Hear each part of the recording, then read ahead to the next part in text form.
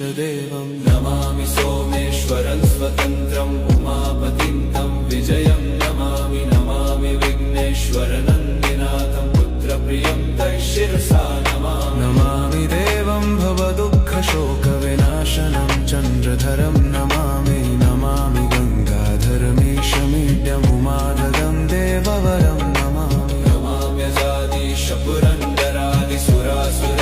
नमाम्यजादिशपुरन्दरादिसुरासुरैरचितपादपद्मं नमामि देवी मुखवादनान इक्षार्थमक्षित्रितयं यैष पञ्चामृतैर्गन्धसुधूपदीपैर्विचित्रपुष्पैर्विधैश्च मन्त्रैः